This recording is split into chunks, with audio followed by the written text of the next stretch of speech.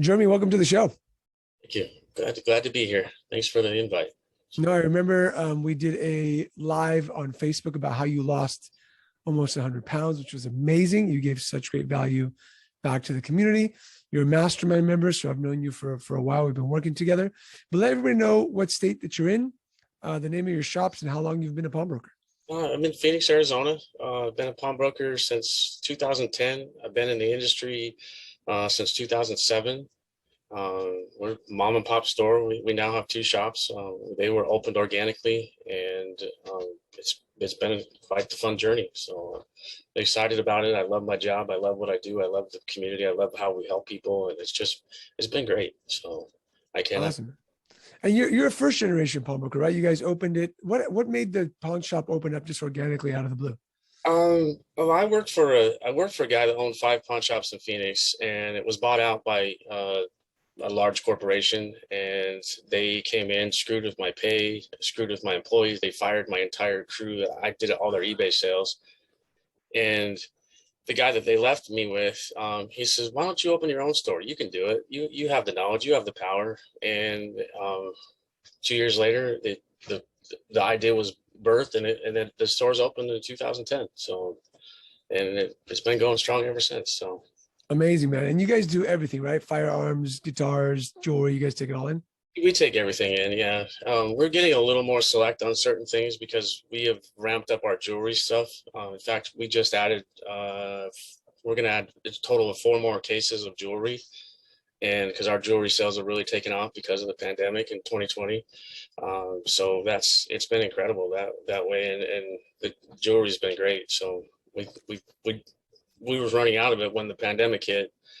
And so we started buying new jewelry, and we've been doing it ever since. And now got to the point where we're known to have more jewelry. So it's been a blessing to a point. Amazing.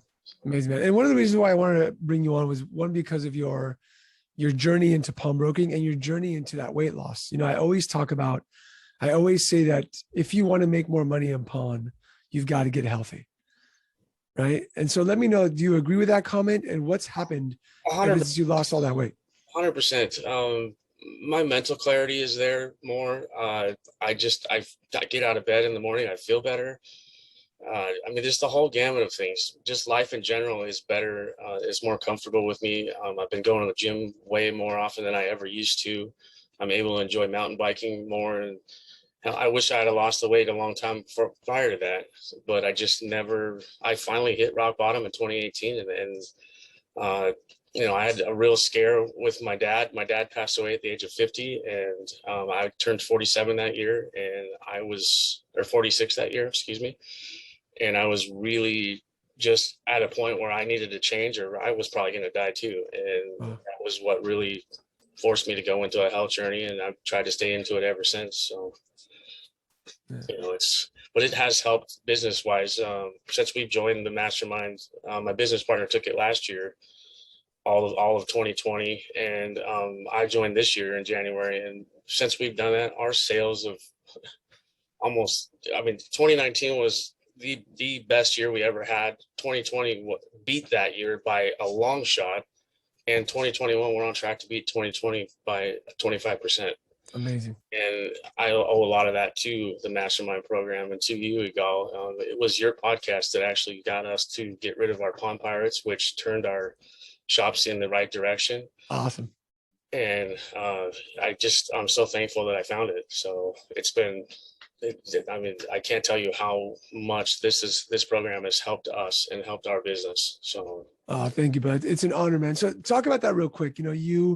You found the podcast, you started listening to it, and what happened to your mindset? Like what did you guys have been running business for a while before you even heard the podcast, even jumped into the mastermind?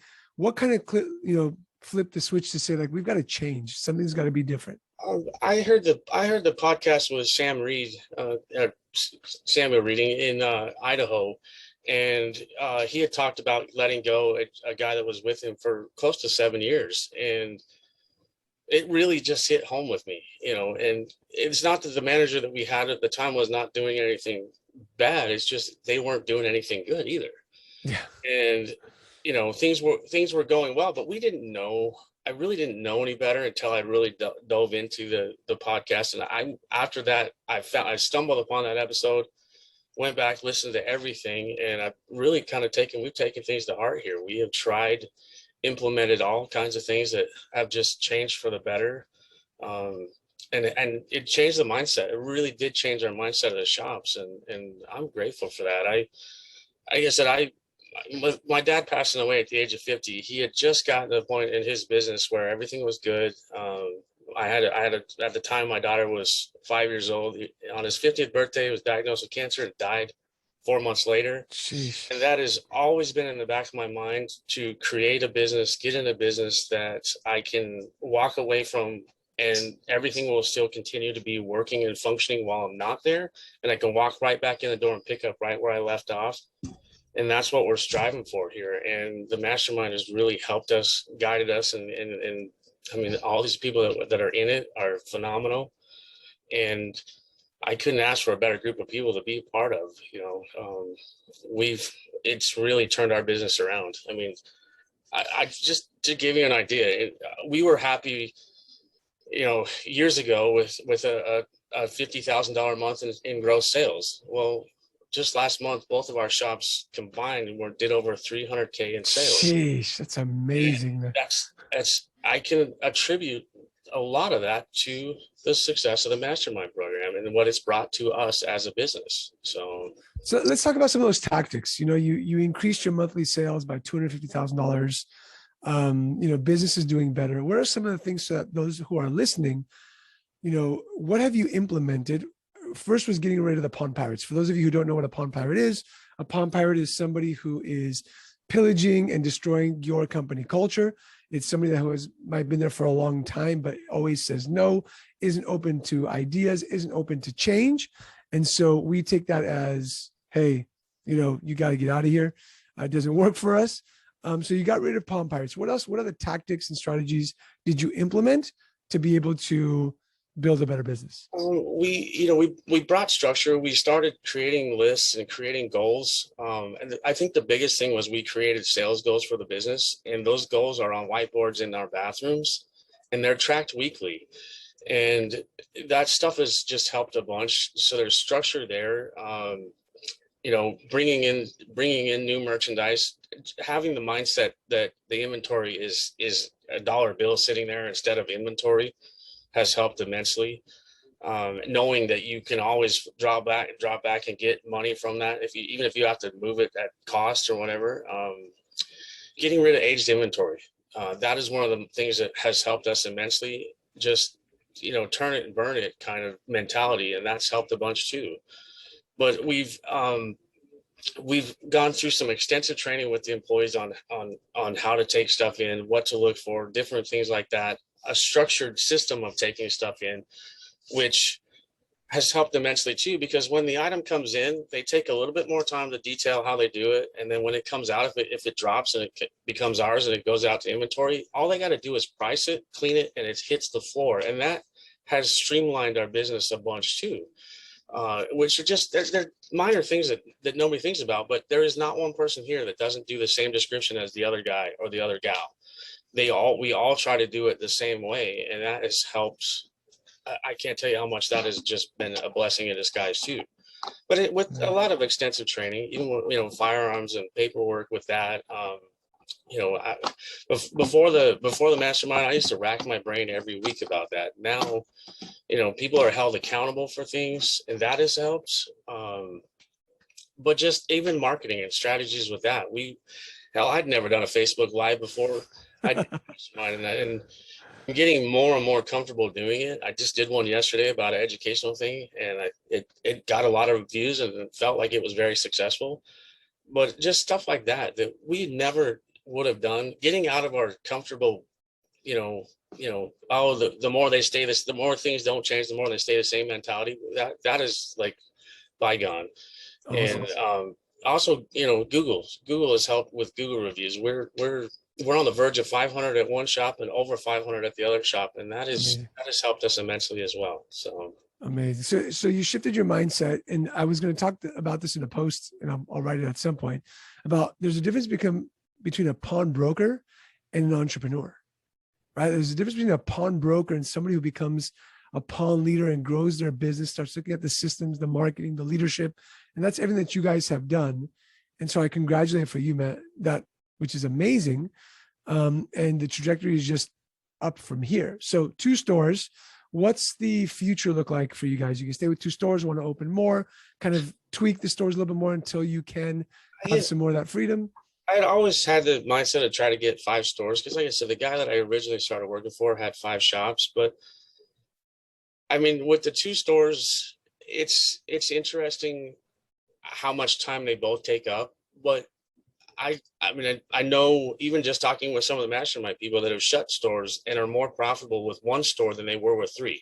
Yep. And I've kind of taken that to heart a little bit because, well, both stores right now are doing really well. The biggest issue I'm running into at the one location is size. It will it is limited to how much we can take in pawn there because of the size. And I think in the future, if it happens, we might be able to take over a suite next door and use that for storage. And if that's the case, then that will, I believe, will help that business grow as well. For sure. But the pawn balance at that location, it's going to get to a certain point where it can't, it's maximized, and that's kind of scary to a certain point too. Yeah, it happened to us back at Cashco. We had started with 900 square feet. We rented the apartment next door, which was like another 1,000 square feet. Then we rented the upstairs apartment, another 1,000 square feet.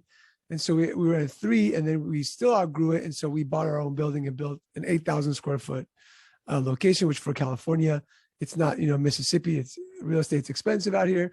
And it grew our pawn balance. We took it from about $1.5 million to 4 when we doubled in size. That's awesome.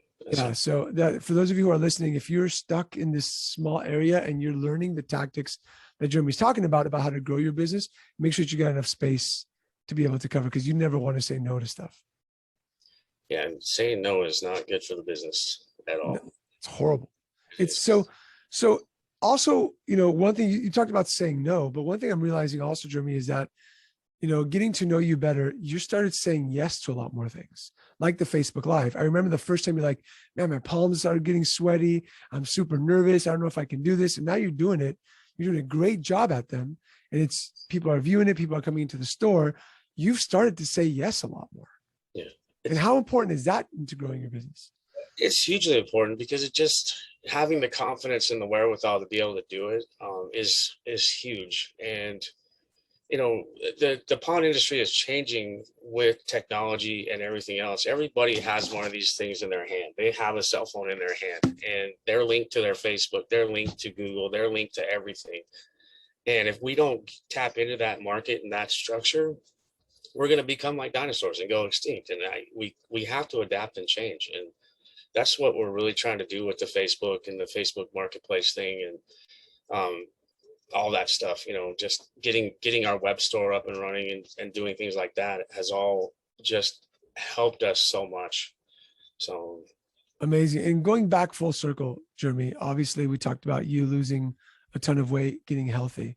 And I just want to make it clear to everybody who's listening, the fact that you're doing what you're doing today is because of a lot of that clarity that you have because you've got healthy, right? You came into the mastermind, you learned it. But if you were 100 pounds overweight and came into the mastermind, you wouldn't listen to the things the same way. No, I mean, having mental clarity when you walk in that door and you have an idea and you have a daily structure of what you're going to do every single day, whether it's a small goal like rearranging a jewelry tray or rearranging the guitar wall. I mean, just every single day having the mentality something's going to get done, and every little thing counts. Every little thing adds to the bottom line. And without that mental clarity, without not having brain fog, it has been just a blessing. I was diagnosed with severe sleep apnea, and that was one of my issues. I literally was not sleeping at all. Wow. And I didn't know it until I got diagnosed with it. And that was really the kickoff to my health journey was that scared the holy living hell out of me. And But now I don't use the sleep apnea machine anymore. I've been off of it for over a year. I sleep great. I wake up refreshed. I go to work. I mean, I came in an hour and a half before everybody, or almost an hour and a half before everybody this morning, because we had some stuff. We added those jewelry cases, and we had to move some shelves on our floor. And by the time the employees came in, all I had to do was move the shelves and then reload them. So it was, I wouldn't have been able to do that 3 years ago, 4 years ago. I would have had no energy to do that at all. Or Let's dive into that a little bit more, Jeremy. So sleep apnea, what other things did you have going on when you were, what was it? What did you lose? Like 100 pounds? I lost 100 pounds. And I know for a fact that I was pre-diabetic. If I wasn't diabetic, I would literally like eat lunch and go into a food comatose almost every day. Wow. I was falling asleep at my computer. Actually, the reason why I went to get the diagnosis for the sleep apnea is I actually got in a car accident, and it wasn't necessarily my fault, but it probably could have been prevented had I been a little bit more awake. Yeah.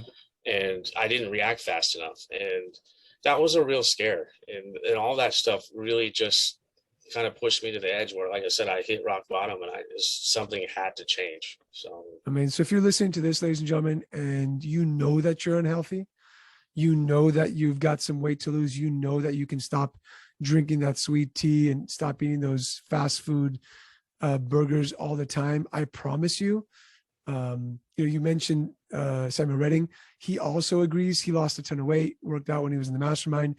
You will make more money. You will have more clarity when you get healthier. It's just, it's a natural effect and a cause of getting healthy. You wake up more vibrant. You wake up with more clarity. You wake up, ready to rock and roll, as opposed to, like you said, Jeremy, eating lunch and then being comatose. I eat lunch now and I'm ready to rock, like let's rock and roll. I'm guessing that's how you are too. I follow you on the Strava app. I think, or on Facebook, I think, where you post that you went on the bike ride, check out how many miles I did. So congrats to you on that, bro. That's amazing. Yeah, I have bad knees from a motorcycle injury when I was 17, and played soccer till I was 35, which is actually where my health gain began. I got injured when I was 35, and I didn't play any sports for almost 11 years. Wow. So, and I could have never done what I do now had I not lost the weight. And it really has helped our business, I believe. I kind of think they go hand in hand. Yeah, so, I agree. Plus, when you think about it, and this is going to rub some people the wrong way, but I'll never forget, I had a life insurance salesman come into my store to sell me insurance, and he must have weighed 350 pounds, and he was sweating profusely. Just the stomach was hanging out, and he wanted to sell me life insurance, and he kept on saying, "I'm going to take care of you." And the only thing I can think of was, well, if you can't take care of yourself, how are you going to take care of me? And I guarantee you that your team is watching what you do, right? Jeremy, I bet you, like, when you lost the weight, your team was like, holy crap, like, this is the new you. What can I do? Can you help me out, right? Now they see me eating a piece of pizza and they're like, you're not supposed to do that. So I'm just going to have one, so I don't eat it that often, but yeah, everything in moderation. But, if you can't take care of you, how can you take care of your family? How can you take care of the business? How can you take care of your team, your customers? And people see that subconsciously. So this is my challenge and my ask of those who are listening. We just hit 75,000 downloads of the podcast, Jeremy, in 83 countries. That's amazing. That's awesome. Wherever you're listening from, look at yourself and ask the question, can I get healthier for my team, for my family? And what can I do to make that happen? I'm sure you can reach out to Jeremy Jacobsen. He can help you out. I can give you some tips as well. We're not nutritionists. We're not, trainers, but we've been on this. I lost 40 pounds myself from back in the day. So, Jeremy, any last words to the listeners, my friend? This has been amazing, brother. One thing I'll tell you, my health coach told me was nothing tastes as good as healthy feels. Yeah. It really, that rung a bell in my head like nobody's business. So say that again, because that's amazing. Nothing tastes as good as healthy feels. I agree. This is 100% true. So yeah. Jeremy, this has been amazing, brother. I appreciate you. This has been incredible. For those of you listening, don't forget to join us on the Pawn Leaders community on Facebook. Come hang out with us. Also, if you want to dive into a strategy call with me, go to pawnstrategy.com for a complimentary 30-minute strategy session. Jeremy, thank you so much, brother. It's been an honor to be here, Gal. I appreciate it so much. Thank you. And thank you for your podcast. Because like I said, without your podcast, I would not be where I'm at in my business today. And I mean that wholeheartedly. So Awesome, man. thank you. Love you, man. Thank you.